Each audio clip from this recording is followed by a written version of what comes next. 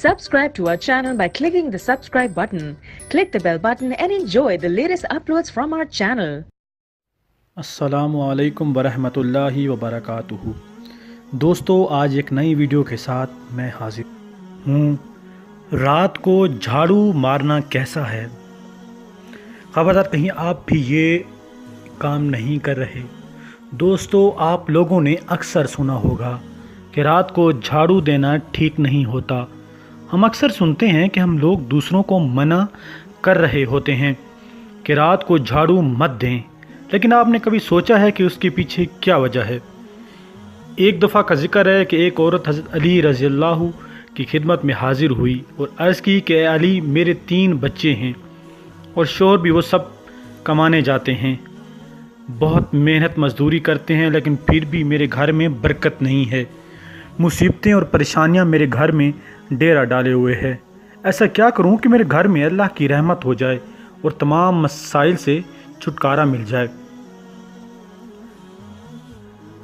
इस औरत की बात सुनकर हज़रत अली ने फरमाया कि ए औरत, जिस घर में बद्दुआ हो उस घर में बरकत नहीं होती। तो वो औरत हैरान और परेशान होकर कहने लगी, ए अली, मेरे घर के लिए बद्दुआ कौन करता है?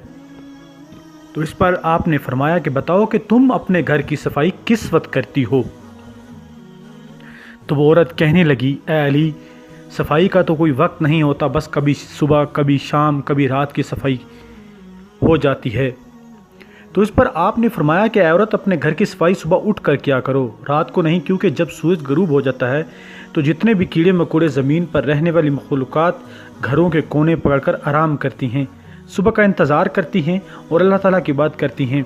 जब कोई शख्स रात के वक्त झाड़ू देता है या सफाई करता है तो वो कोनों में रहने वाली मखलूक़ात बेघर हो जाती है और अंधेरे में इधर उधर भटकती रहती है और बद्दुआ भी करती है। ऐ अल्लाह, अपनी किसी मखलूक की पुकार को रद्द नहीं करता, लिहाजा इस बद्दुआ की वजह से घर से खुशहाली और रिस्क दूर चले जाते हैं, इसलिए आइंदा रात को झाड़ू मत देना।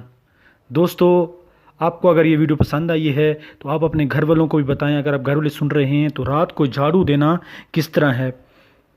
तो अगर हमारी वीडियो पसंद आई है तो हमारे चैनल को ज़रूर सब्सक्राइब करें।